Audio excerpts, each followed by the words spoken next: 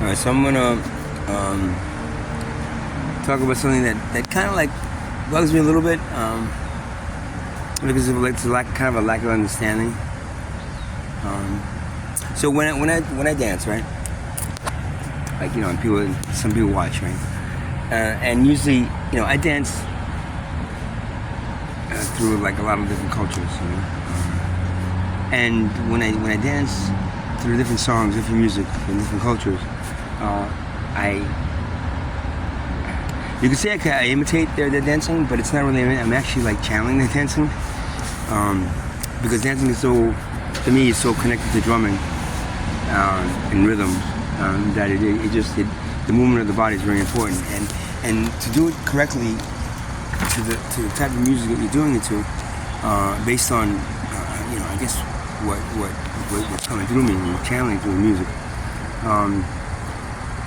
It's a very rewarding thing. It's a very connection to a lot of different things, and but so when I come across the people of those cultures that I'm dancing that music to, I get three like definitive like kind of like responses, or kind of like feedback from people. The first one is like, you know, they like it. Oh shit, look at a white guy fucking dancing this or that, you know. It's pretty cool. Yeah, you good, bro, you good. And you get the second one, the ones that just straight out make fun of you. Yeah. Like, woo, look at a white guy fucking think he can dance and shit. Woo, woo, yo. And they do like, you know, the woo, that thing that, you know, that you do with, you know, to hype people up. It's really, so now it's kind of used as a like a I don't know, way to ridicule them, right? And you have the third one. The third one is really interesting, because the third one is literally the people get pissed off at me for two reasons.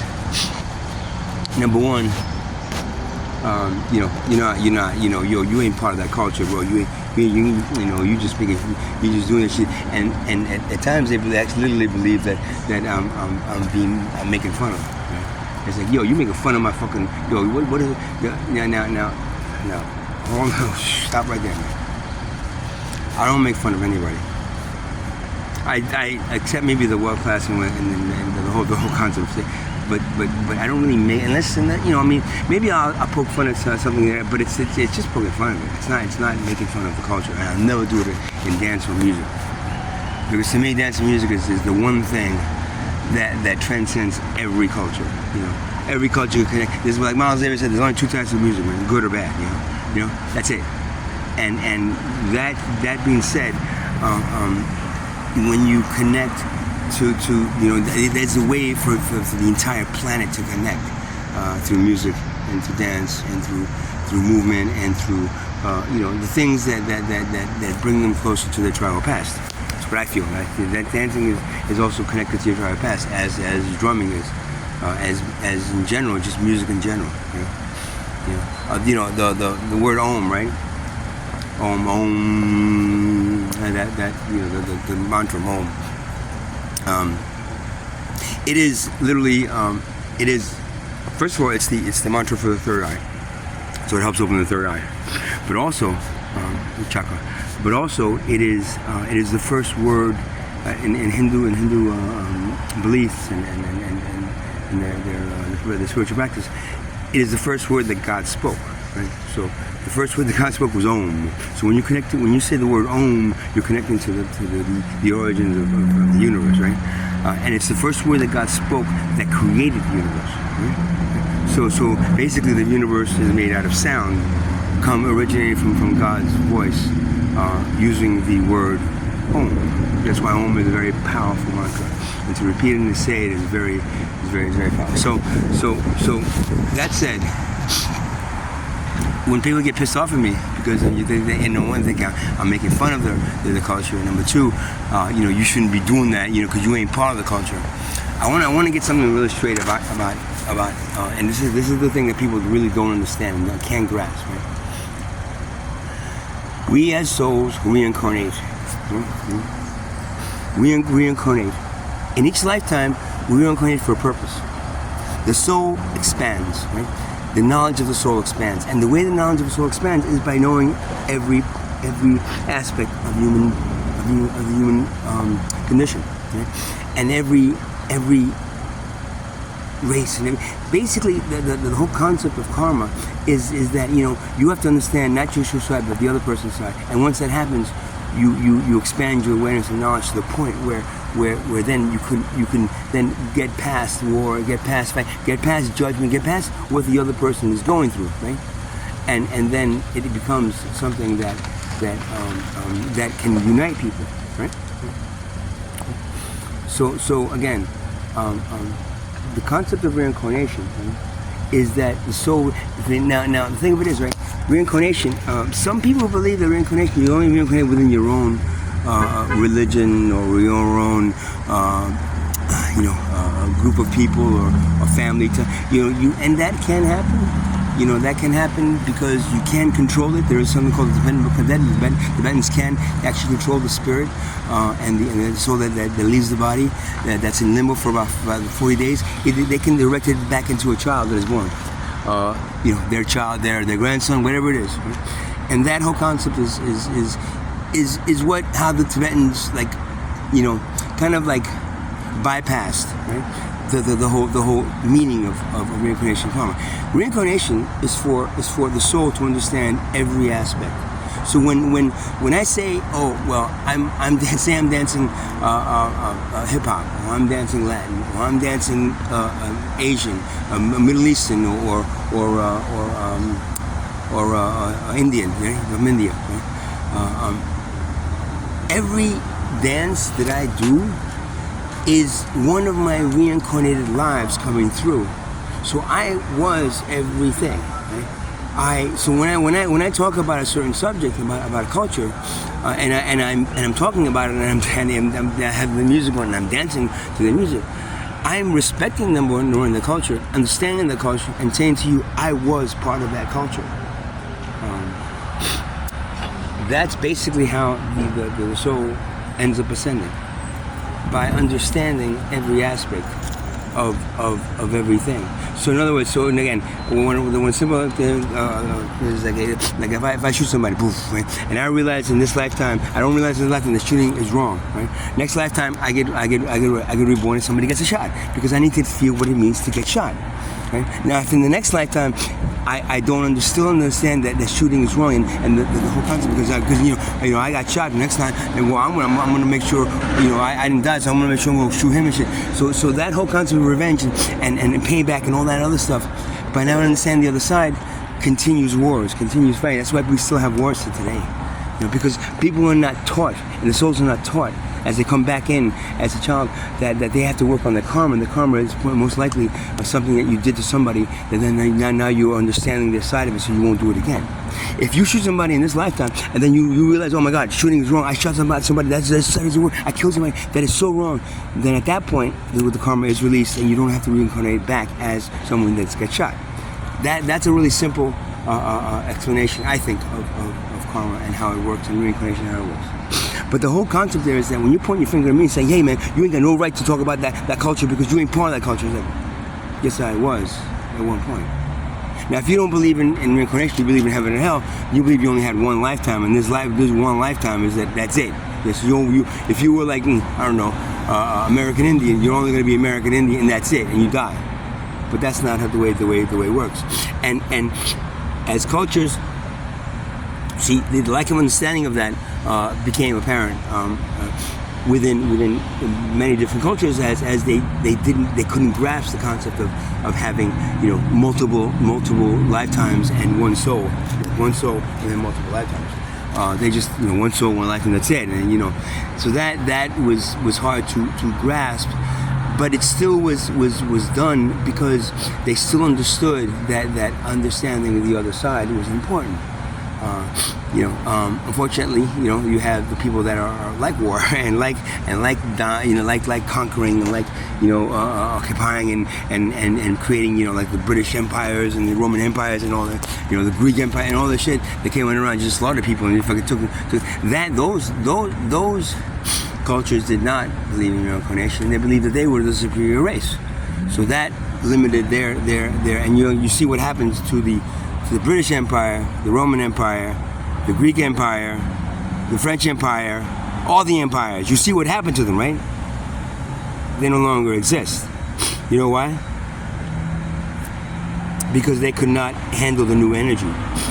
Now, we live in a time right now, modern time, where there's a lot more integration than there was. You know? But there's still there's still that division, a lack of understanding of the other side. And when I dance, I am that Hispanic person, or I am that African American person, or I am that I'm actually channeling not just the song itself and the meanings behind the song coming through me, but I'm also channeling, my lifetime, and I'm actually tapping into my lifetime where I was that person. Once you understand that as a soul, and once you understand, you ascend. Your soul ascends out of this lifetime, out of this dimension into a higher dimension. Now, the thing is, your soul can never ascend to a higher dimension and actually be accepted by a higher dimension unless you understand this concept very well, and you've actually, worked out your karma and done that understanding of each other. That's why I don't have judgment towards them. The only people I have judgment towards is the world class. The world class, because they create poverty and they're not really human. They're bad. That's another, But other than that, I don't really judge anybody for doing what they do. I mean, it's unfortunate some people have to do shit for money and do fucked up things for money. And there's a lot of ego playing, so a lot of these guys, a lot of these people that end up going, you ain't part of that culture, well, or they'll just kind of diss me out of here because they don't want to see a white guy, making fun of imitating, a black or Hispanic guy. But they're using their egos to control their thought pattern, and the ego is a very the ego. That's why it's important to break down the ego in any spiritual practice, because the ego is what the humans use for that survival of the fittest thing, and to be best, and to be like and maybe like the one that conquer, that survival, that ego thing is part of the same culture, that the same cultural practice of like invading countries and taking them over and creating empires. They're a part of my empire now. And that again, that has slowed down, and this is why this is Kali Yuga. Man. We're in Kali Yuga right now, and Kali Yuga, what's up, bro? We're in Kali Yuga right now, and Kali Yuga represents that ideology. There's 4 yugas. We're down to the last one. That last yuga is the destruction of the entire civilization. Because that and then what happens is that then you start with the new energy, which is the first yuga again. I forget the name of the first yuga, but it is more of an opening, motherly kind of like the spiritual kind of like understanding, and that's the new energy that's going to hit in 2026, and that's what I'm trying to make people understand. That the way to have that energy instead of like kind of like just driving you out, that energy needs to be absorbed. But the only way it's going to be absorbed if you understand that very important process of releasing karma and actually understanding each side, and actually understanding enough of every side to understand that poverty needs to be eliminated, and you can eliminate it like that. We need to create an equality-based system where we don't profit from each other, and we just share everything equally and take care of each other and the planet. That's it. That is what the new energy is asking you to do. And if you can't do it, then you're not part of a new energy. You're not part of a new planet. And you're not part of what's going to be happening in 2026.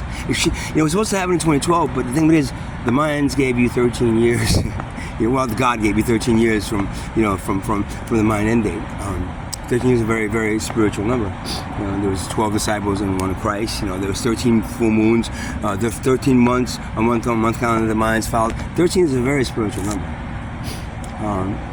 Yet it was also made out to like, ooh, the boogie, don't go on the 13th floor. It's like, that kind of shit was just like a way to kind of like, cut you off from that spiritual understanding of number 13. And they gave you 13 years to get ready for this new energy, and none of you are ready for it. And the few that are ready for it doesn't really matter, because if the civilization doesn't exist, you have nothing to come back to.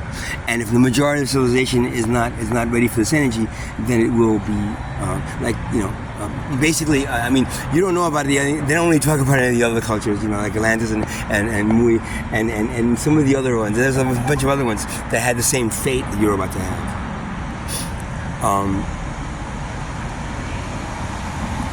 You don't talk, but you do know about dinosaurs, right? The dinosaurs got some, right? You know why? Because they never changed from their barbaric fucking rip you up into little pieces, and the other dinosaurs that didn't do that were vegetarian. They unfortunately they were brought along with the ones that were domineering, the big ones, the ones that were ripping things apart and still fucking, that had that ego thing, and they was never able to absorb the new energy. They were supposed to be, they didn't. That's why they were wiped out. But that's the one that you guys know, so that's why I'm going back to. But there's other cultures before you that had the same fate that you're about to have in 2026, unless you become ready. How do you become ready? Well, you should have been ready fucking years ago, man. Hundreds of years ago, maybe even 1,000 years ago. But because of the Kali Yuga, the war, the ego-based, domineering, controlling, conquering, male-dominated. Existence that is this energy. That's what this energy is. It's each you, and it represents a different energy that hits this planet, and it follows the mind. And if you follow the mind calendar, it has the same kind of like lineage with the different energies coming in at different points, and that energy then creates the age of the Renaissance, or it creates all the other types of civilizations that lived within your scope and within your understanding of because there is within your understanding. There's a Roman Empire, there was a British Empire. Like I said, these are all things. These are all cultures, civilizations that perished because of their lack of equality and understanding that we shouldn't have slaves. We shouldn't be conquered. So that, but as a whole, your civilization is also facing the same thing. Well, within those were conquered. Now comes the big one. The whole civilization has to be ready for this, and you're not. So that's how I ended it. But I started with this, trying to make you understand that when you point your finger at me, tell me, yo, what you know about that shit, bro? What you know about fucking slavery? What you know about fucking, the South American Brazil and the Mayan, and then what do you know about the Aborigines and the Maori? What do you know about the Zulu Nation? What do you know? I know. I guarantee you. I've regressed to every one of my cultures, every one of my everyday lives. That's what you do at the end of the last lifetime and the end of your ascension. And as before you go up, you basically get flooded with every one of your, and you tap into them. The reason I play didgeridoo pretty well, I never learned didgeridoo, is because I tap into my Aboriginal. The reason I play the gongs pretty well, I tap into my Asian. The reason I play the bowls and the chakras as well was because of my Hindu. Everything that I've done, I've never really in this lifetime. I've never physically learned how to do. I just do it by tapping into my inner lesson. And this was a product of me what I got this time around. Right? My soul. I'm going to repeat this and can figure people out or whatever. You can believe me, I don't really care. But my soul ascended. My last lifetime was mine. And my soul ascended. And I was asked to come back down as a starseed to activate other starseeds. At this point in my life, this is very close to the end. Last 3-4 years of my life of our existence, if we survive. To activate as many starseeds as possible to save the human race and have them get past this very big hurdle that they're about to face. It's big. They're not going to talk about it because the world class wants you dead. They want your souls. I know this gets creepy for people, but it is what it is. They want your soul. They want as many souls as possible. They got 8 billion souls to fucking work with now because they have not showed 7 billion of them how to properly release karma and ascend. And that's what we were sent down here to help them do. Problem is they put a cap on most of us, and we are not able to. That cap was released 4 years ago for me, and now I'm doing videos, I'm doing things that trying to activate more starseeds enough for this message and this kind of belief and this kind of society, this equality-based society to be produced. Every other dimension, our higher dimensions, and I'm from Aquarius, that higher dimension, and there's the Pleiadians, and there's a few other ones that I'm not really familiar with, but it doesn't really matter. I don't have to be. But I'm from. There is no class. There is no. We're all equal souls. because we've all ascended to the point where we're understanding our equality, and we're understanding that we are all part of a part of a huge organism, which is the universe, and where God has allowed us to be born in and flourish and then ascend up. The universe needs souls, advanced souls, higher souls that can help expand the universe. And you got 9 billion of them here. What's up right here? You got 9 billion or 8 billion of them here. 8 billion of them here, stuck here for thousands of years.